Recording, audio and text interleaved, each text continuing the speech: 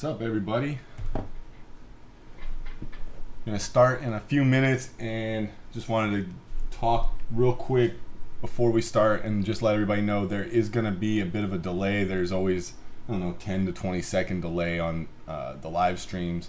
I think YouTube does that to protect themselves in case the streamer decides to do something crazy that shouldn't be seen by people. I do have the chat. Let's see. There it is. Okay. I have the chat where I can see it so that I can hopefully read your questions. And as long as the questions are something that can fit into this topic or add value, I'll try to get to them. But I got to pick my daughter up at 1 p.m. It's 12 o'clock my time here. I know it's 3 o'clock on the East Coast. But I got to pick my daughter up at 1 o'clock my time. And so I'm just going to try to get through this, keep it to maybe 20 minutes or so. We'll see how long it takes. But I do have somewhere to be, so I got to keep it on topic and focused. And yeah, hopefully it should be some fun. Can you guys hear me? Please let me know in the chat if the audio's good. Also, if while we're doing this, if the Excel sheet or the browser that I'm showing is not coming in extremely well, if it's like really blurry or whatever, try to let me know. But there may not be a whole lot I can do about it because I can't really just stop the stream to go adjust the settings and come back. Hopefully everything works okay.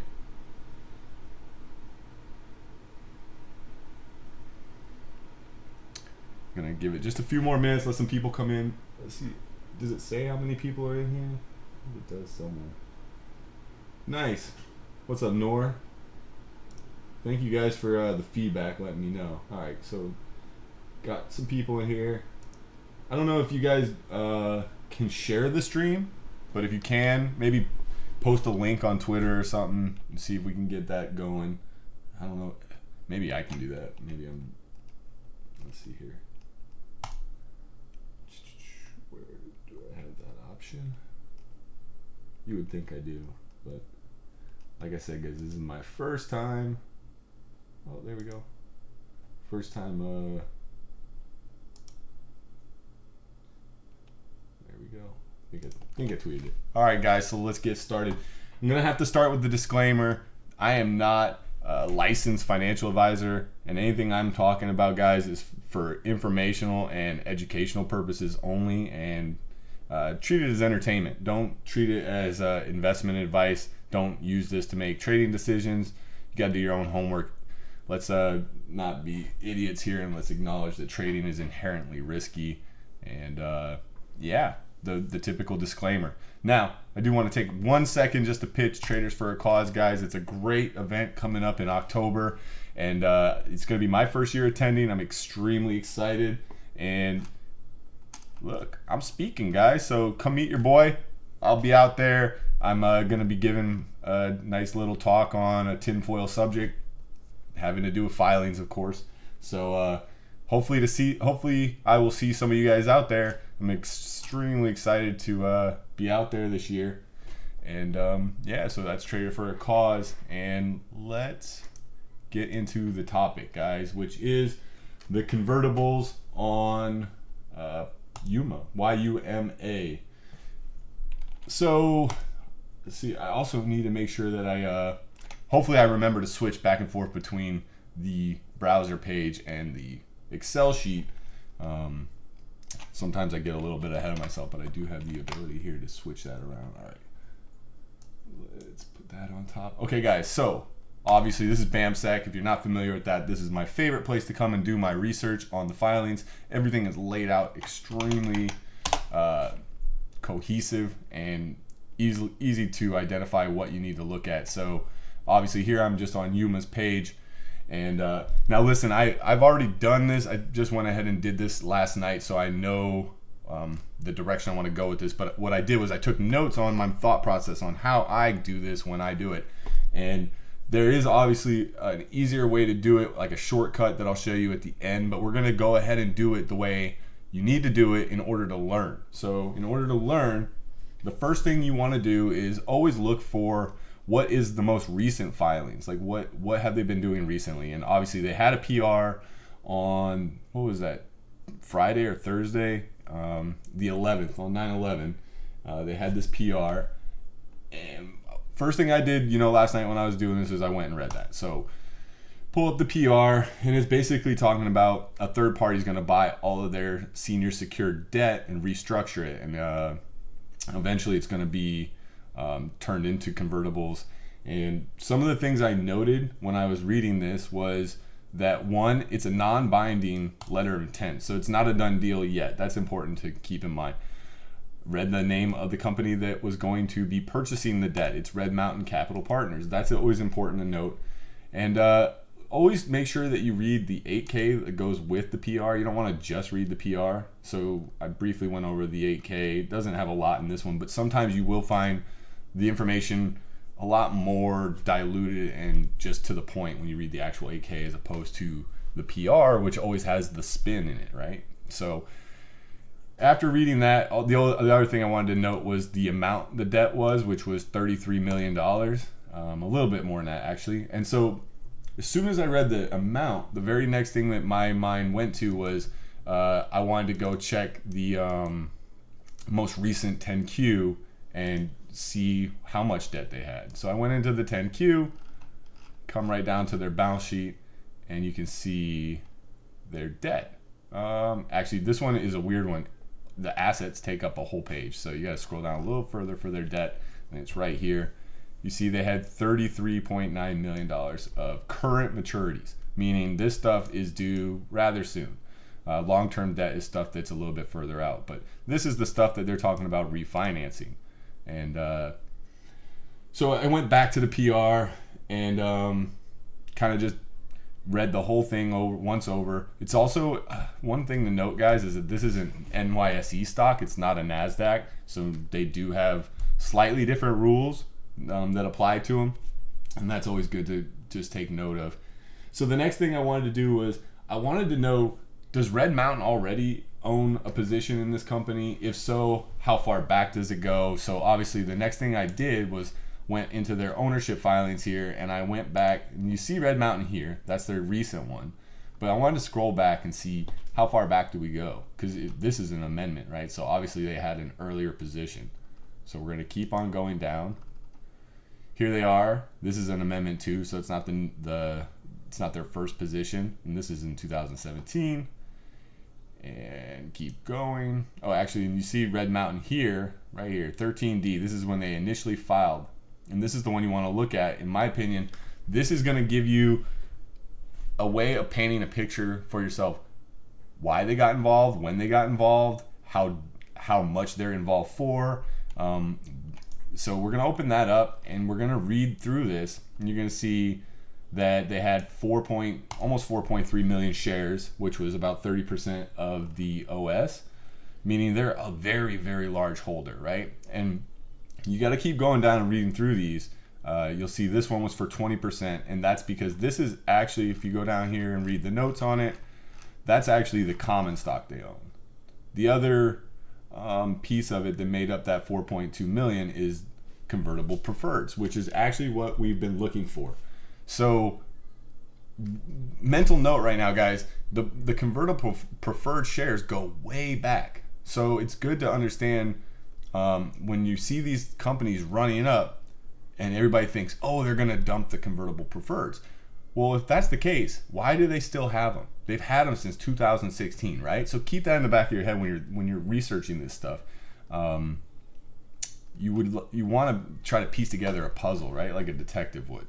So here you can see it's 1.7 million shares of Series D convertible preferred stock. And they actually lay out quite a bit about that stuff here in this 13D, such as the conversion price, the initial conversion price when they were issued, which is $11.07.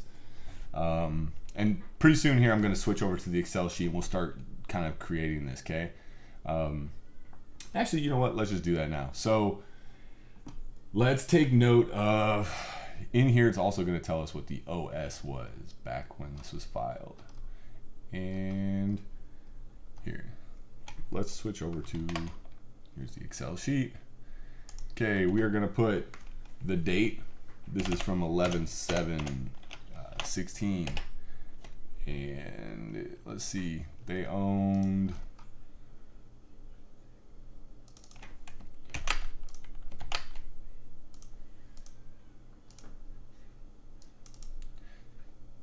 this is total. Oops, I don't need caps lock on. And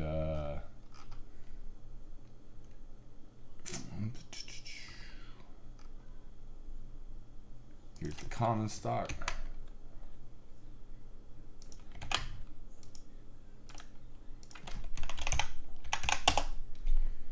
And where did it go? Here's the preferred. So all I'm doing, guys, is trying to visually put it out there so that we can use some of these to do some math equations on it and figure out one. So when you have preferred stock, there's a dividend on them, and so you have to figure out how much money they're earning on it. So let's see, in this filing it shows you. Does it say it in here? I believe it does. Let me look.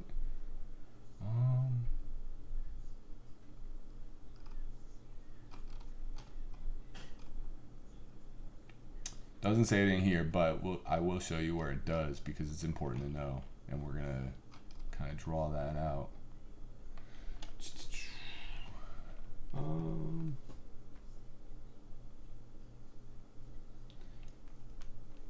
So let's just keep. Oh, let's also put the OS in there.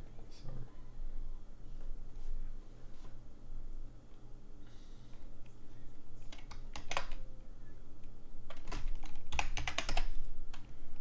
The OS was 12.201.000. I always make sure that my numbers have commas in there because when we're dealing with these kinds of big numbers, don't want to be mistaking 100,000s for millions or whatever. So that was the OS, and what's funny is a lot of people always forget to do this, and this is very important. And let me make sure this is actually a number. It's not. There we go. So the common stock they own is a percentage of the OS, correct? So what you need to do is you need to figure out what the percentage is. It does tell you in the 13D, but I just want to show you something here, and that is take this divided by the OS, and you get your did I not make that a number? It's a number? Maybe this one isn't.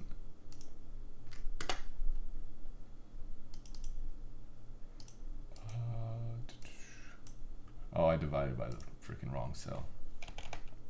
Sorry. There we go. So they own in common stock, they own 20.7%. Now, if you add the preferred shares into this, you don't divide by this. You have to realize that when they convert these to common stock, it also adds that same amount to the OS. So you need to come down here and do a new OS, which is this plus this, and that's what the OS would be if they convert the preferred shares. So if they convert, it's this plus this divided by this one. And so that is what their ownership is if they were to convert the preferreds. 30.6%. And it does say that in the 13D, but if it didn't say it, I just want to point out that it's important to realize when you convert the preferreds to common stock, the OS increases as well. Not just, you wouldn't just divide this bigger number by the old OS. Hopefully that makes sense because that's kind of an important point. Now, the next thing to do was, so once you have that, you want to keep digging, right? You want to go back to your filings, and the next place my brain went was I wanted to start looking through the prospectuses and the registration statements, and you see they don't go back very far. This actually, and I did want to point out as well, when they started this position back here in 2016, it was actually a merger, and Red Mountain was I believe the principal shareholder of the company that was merged or bought, which was Davis Petroleum Acquisition or something like that, DPC I think, and that's why they own so much of it. And that, don't think that this is just some company that's coming in to restructure their debt now and hasn't had like a huge influence in what this company has done since way back in the day. Okay, they've been involved in kind of steering this ship for a very long time now, and you can see back here their earliest prospectuses were back in 2016. That was, I believe, when they listed on the NYSE. I'm not sure. It might have been a different ticker prior. I'm not 100% sure. I think it was actually the first time they listed though. So I went and looked at, let's see, I wanted to look at this S1 here, which, yeah, this is the one. And what I found in here was, so what you're going to do is you can go down here and you will see the description of capital stock. This will tell you all the stuff you need to know about the preferred. So here's your section on the preferred, and it does show you the divvy on it in this dividends file or section. So it's a 7% divvy annual. So let's go back to our Excel sheet. We need to make notes of these things. So the annual divvy preferred is 7%. Now what you need to do is, if you go and read it, it tells you that it's paid quarterly and compounded, so that's important. So in order to do that, you need to take that 7%, you need to divide that by 4.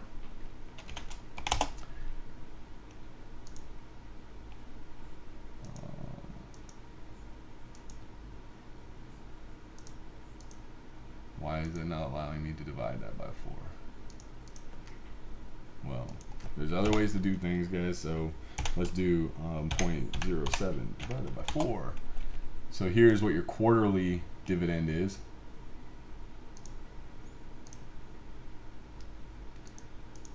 It's 1.75% quarterly. And let's see, also have some information in here that, see, I'm trying to remember to switch back to the browser for you guys.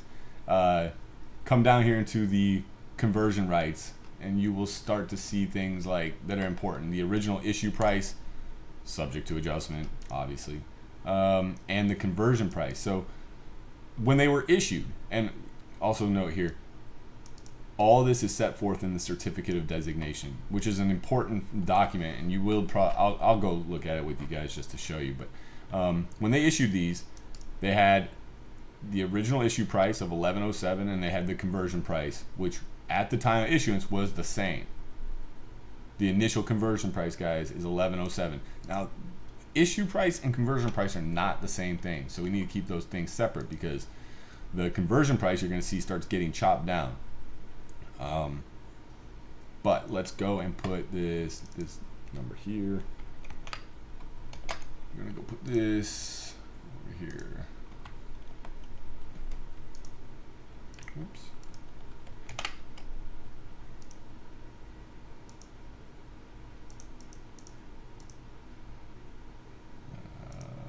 There we go.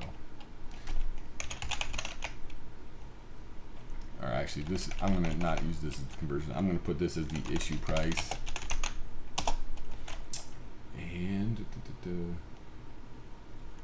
so knowing that that's the issue price and knowing how much they have of it, one of the first things I like to do is just get the value of the preferred shares that are currently outstanding, which is just going to be this by how much they have. So you can see $19 million worth of preferred convertible stock. And knowing that they pay 1.75% a quarter on that, now you can figure out how much the quarterly divvy is on it.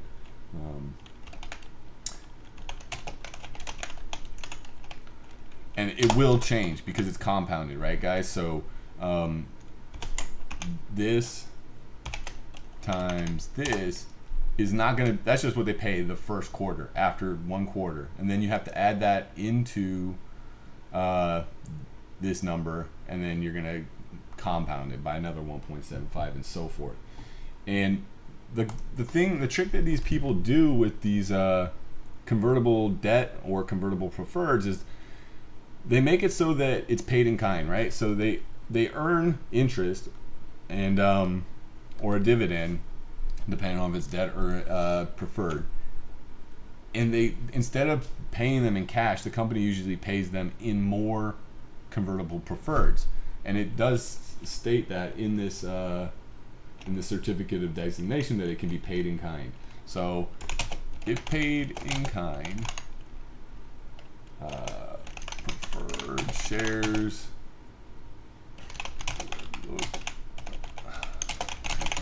and here's where Excel is the best, and it's for this very reason.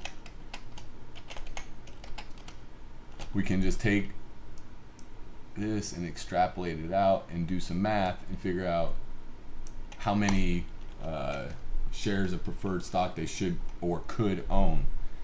And that math is pretty simple. We're just going to take, so like we already did what they would get in cash if it was paid in cash. And to figure out what that would be in preferred shares, you would just divide that by the conversion price. So remember, the conversion price right now is the same as the issue price, but we're going to put it separate because it will change. So the math on this is going to be, let's see here.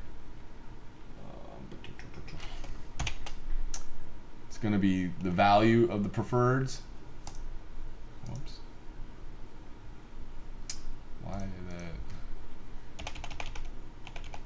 Sorry. Oh, I didn't put an equal sign. Sorry.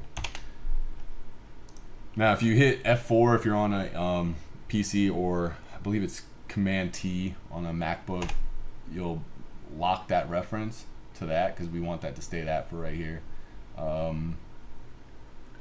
And then let's see, you're going to multiply that by divvy divide by the conversion price, and make that stay the same. And then you're going to add that back into what they already had. So that is how many shares of preferred. I always forget to do that. There we go. That's how many shares of preferred they would have after one quarter has passed.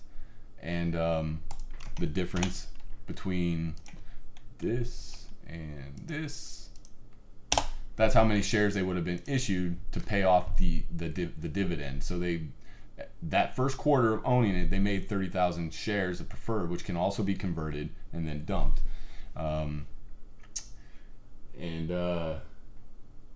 Sorry, I'm just trying to read the comments real quick because I haven't been. Yeah, I'm gonna try to get to all that, Nor. So let me just get through this and then I'll read the questions, okay? So, and then moving forward, you're just gonna now do the same formula, but you're gonna do it using this instead of this because each quarter their preferred has grown.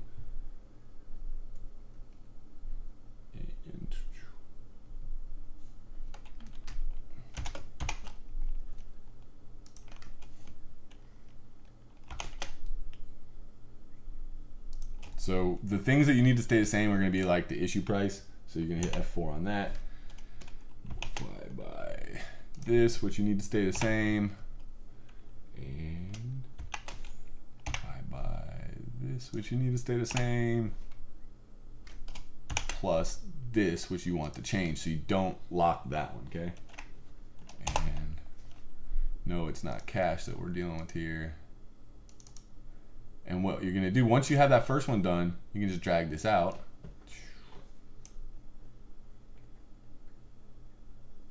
And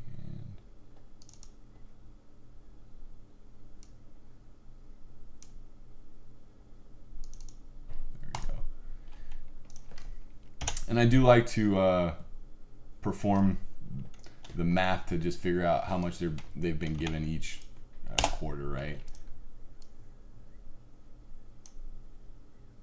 So you see how every single quarter they're actually gaining more and more and more. OCD kicking in, guys, sorry. So you see each quarter it grows a little bit and they're giving more and more and more. Now let's move on to, so we have, this is like your initial, this is your starting point. This is where we are going to kind of see how it's evolved over time, because the conversion price has changed. So we're going to go back to the BAMSEC, and the next thing we're going to do, so this was from the S1, and that was in order to, let's see, issue.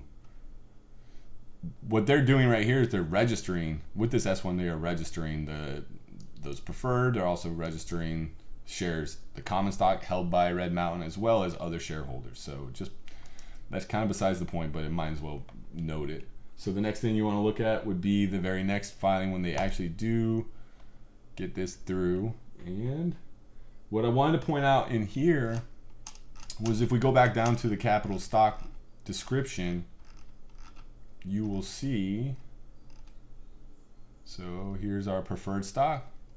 Let's go to the conversion rights, and you'll see that, oh, this is not the right one, I'm sorry. I wanted to go jump ahead to the one in October. So this 424 here. So they did file another S1, and then they did a raise. This was for 9.6 million shares, and you'll notice now the stock has obviously come in quite a bit, where they're doing a raise at $1. So obviously this is a really great company, right? I do want to go back down to the capital stock description, go to the preferred.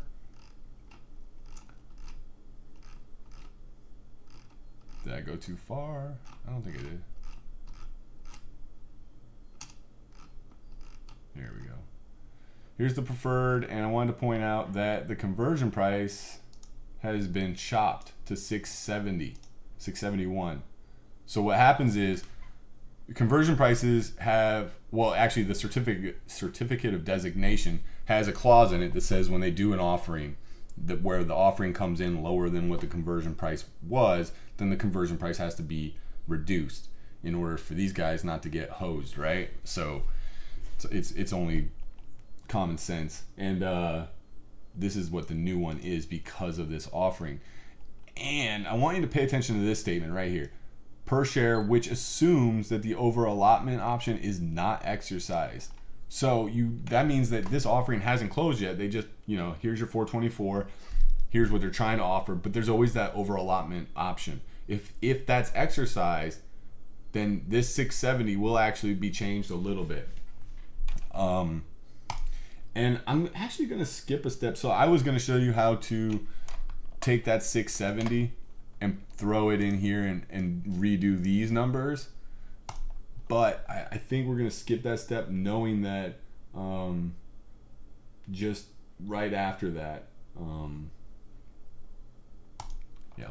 I'll show you why, guys. So look, we're going to come into this S3, which was the next filing that I was going to go to. And you can scroll down on this to the same section, and we're going to see the conversion price.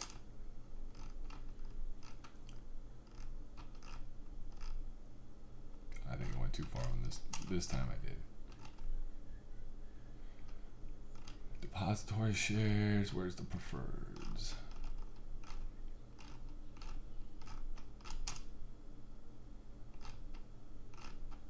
Must be these ones. Here we go. Right here, guys. Now it's 658. Hopefully you guys can see. Hopefully the resolution's okay. But yeah, it's been chopped to 658, and that's because when they did that last offering, the over allotment was exercised, so more shares were sold than what they thought. So what we're going to do now is we're going to take this number, and we are going to go back to our Excel sheet, and we're going to do, let's paste this here, and make sure they know.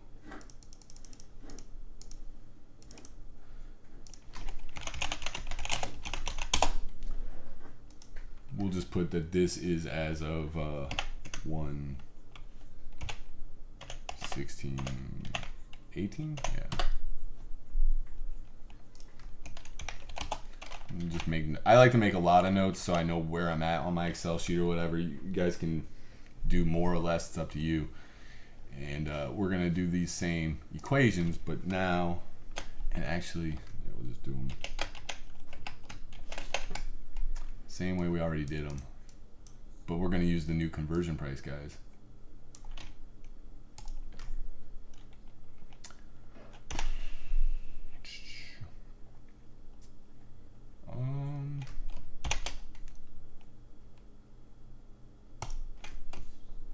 And we notice the conversion price changed, but the value, the issue price, that's still the same. And so that is what you're going to use to calculate how much the dividend would have given them.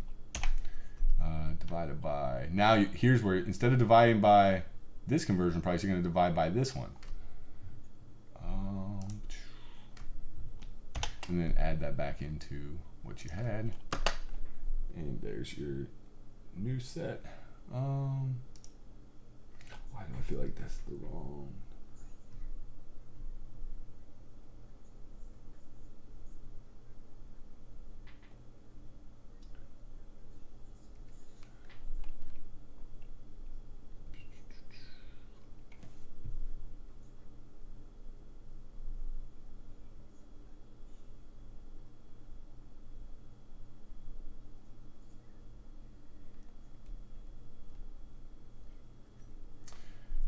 Pretty sure that's right. Let's check it out.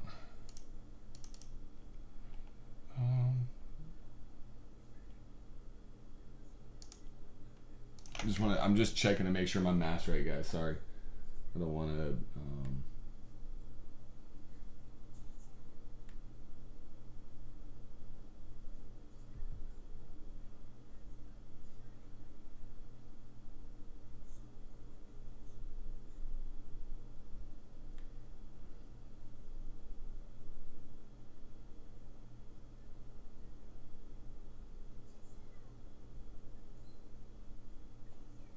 Oh, I see what it is. All right, guys. One thing to note is that once they change the conversion price, this is no longer what this would convert to. It's not a 1-for-1, right? So need to make sure to come over here and do this times this and divide it by the new conversion price. And this is where you're starting from now instead of this number, okay? Because this is what they would be given if they converted all of their preferred to common stock. That was where I was kind of, and instead, so need to make sure that instead of using this number, it's this, and instead of this, it's this. There we go. 371. Let's see, did I do that right?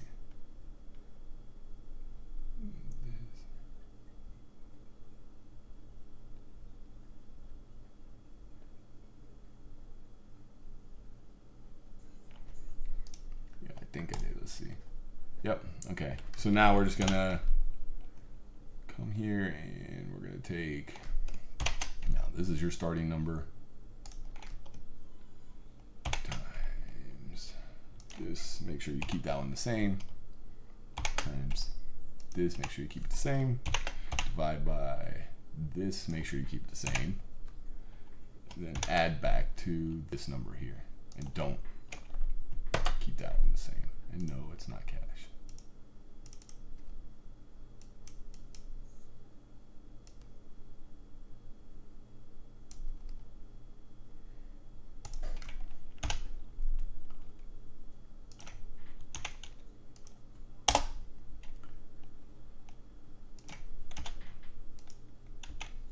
And again, guys, I'm just figuring out what the difference is from quarter to quarter, and you'll see how they're giving more and more each quarter because they're growing.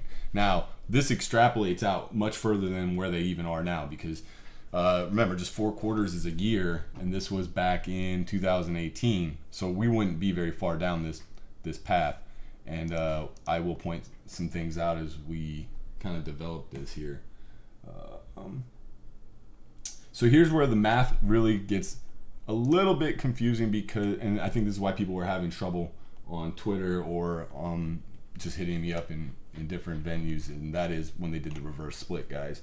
So we're gonna go back to BAMSEC and we're gonna pull up the let's see, it was 620. before, I believe. Did a 1 for 15, okay? So need to come in here and note that.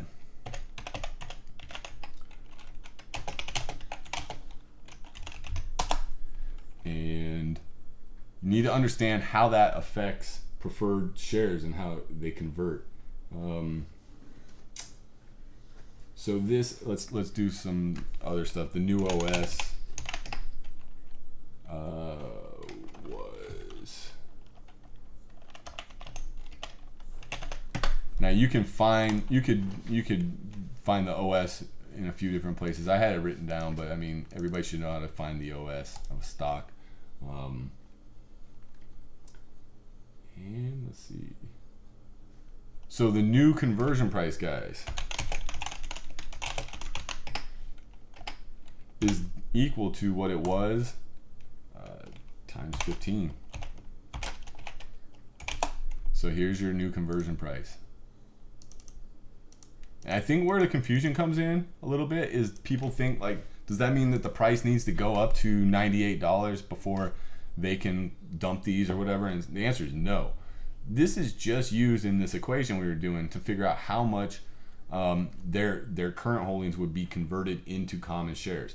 With preferred and convertibles, you have to understand it's not like a warrant. Warrants, you know, the company, you have to pay the company money to convert them to common stock. So the company actually makes money. With preferreds and with convertible debt, you've already paid the money, or you've already done whatever it was that was of value that gave you the preferred or whatever the derivative is. So you no longer have to pay money in to convert. You just need to convert, and you dump when you want to dump. Obviously, there are some restrictions. You don't just dump when you want to dump, but so this $98 doesn't have anything to do with like where price needs to be in order for them to dump. It's just something used in the math. So again, what we're going to do is we're going to extrapolate this, but here is where you kind of get into what the shortcut could have been, but I wanted you guys to be able to go back in the filings and see where this started from, not where we're at now. Like, you want to go back and actually paint a picture of what's been going on. So once you've done that, you'll see there is a brand new 13DA from these guys, and it's very recent. So this is going to have the most recent numbers, guys. And just like when we were over here and we were talking about their common and their preferred, and you add them together, and you would get a what is it, 4.3 million shares or something, and that would be 30.6% of the current OS. Then here we have again, they're showing you what it is if everything was converted. They own 23%, so their overall ownership's gone down slightly. That's worth noting. Here's what they own in preferred, I believe. Is this the preferred?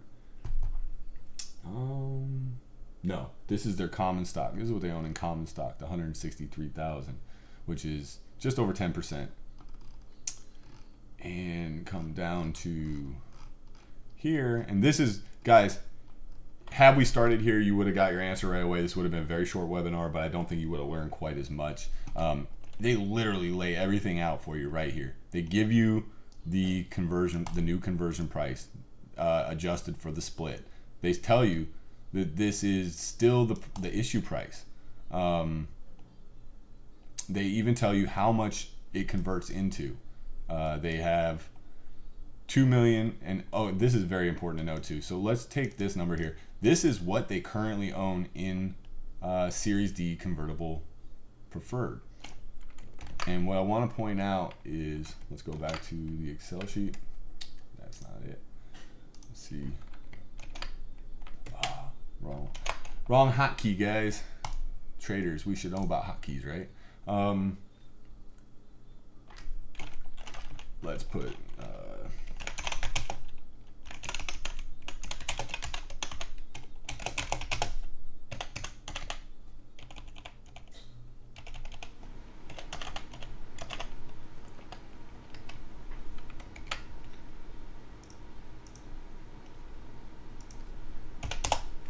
look, so we are in 2019. We're like probably somewhere around this area on this extrapolation, and you can see they own 2.1 million preferred shares. But if they had have been continuously just compounding the interest into more and more preferred, they should be somewhere in the 3 million range, based off what the conversion price had been dropped to and what they were being paid in kind. So what does that tell you? Yes, they have been dumping them, but they haven't been dumping them like crazy, right? This has been just, every pop, they're probably dumping what they've been given for free as dividends, plus a little bit. I mean, they started out with 1.7 million and now they have 2 million. So they actually, all they've been doing is selling what they've been given for free, and the icing on top because of the conversion price being adjusted.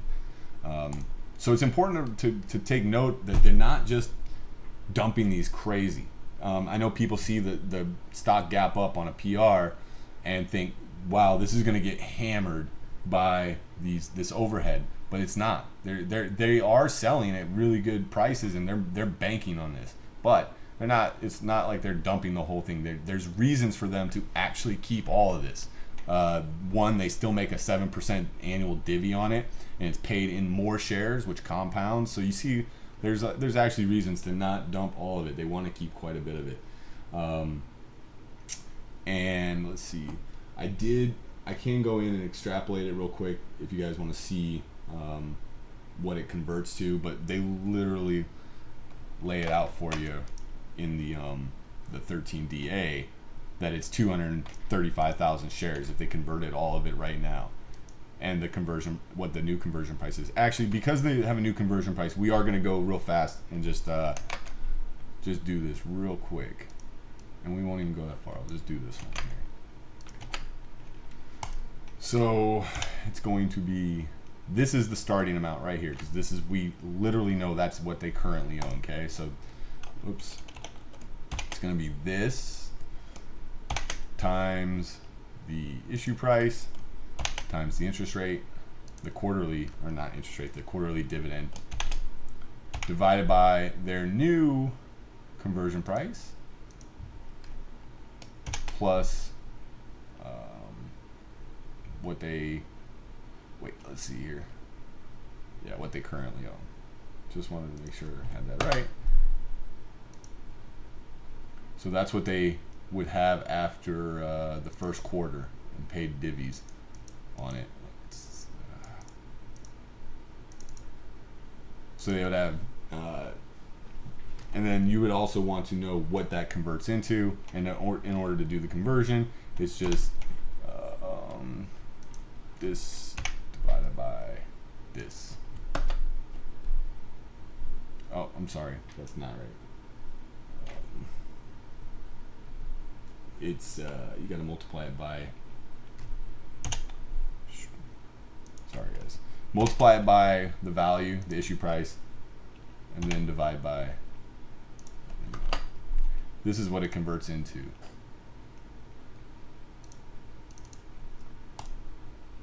And let's just do this one more time so that we can extrapolate it out, okay? Make sure that one stays the same. Make sure this one stays the same. Divide by, this one needs to stay the same. I'm gonna add it back in.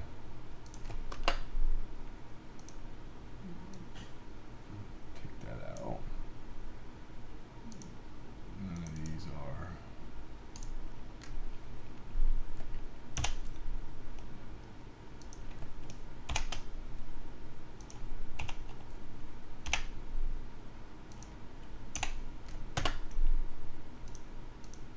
Why does it keep thinking all this is cash? It's not. All right, so here's what you can see, how they're still making how much a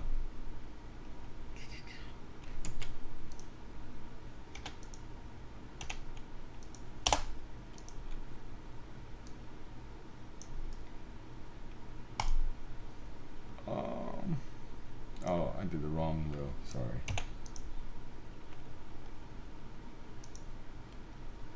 What I was going to do is just show you how it was growing from here to there.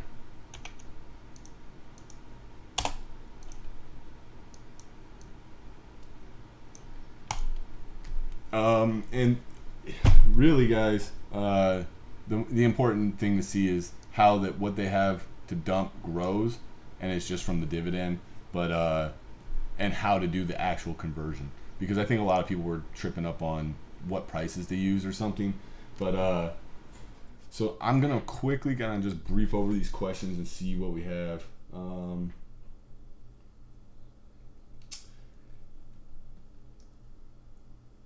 When Divvy issues, does stock get effect on that date? All the stock that's issued for these is already registered. I think that's what you mean by that.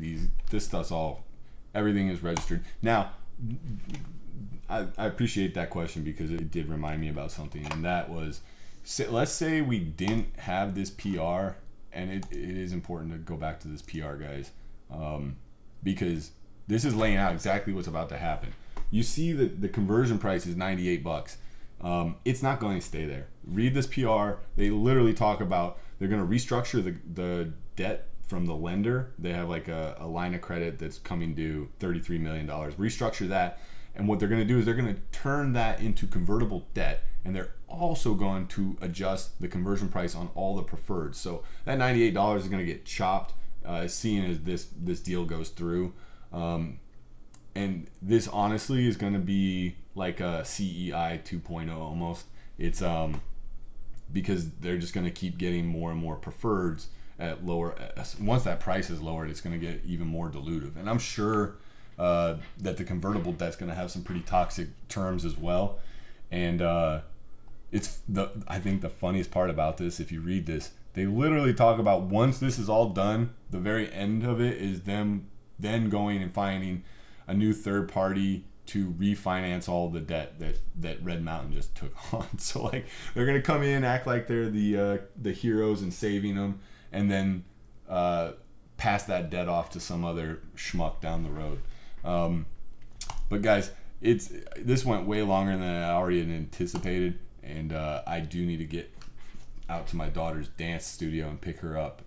But hopefully this answers some questions about the preferreds. And how to do the calculations.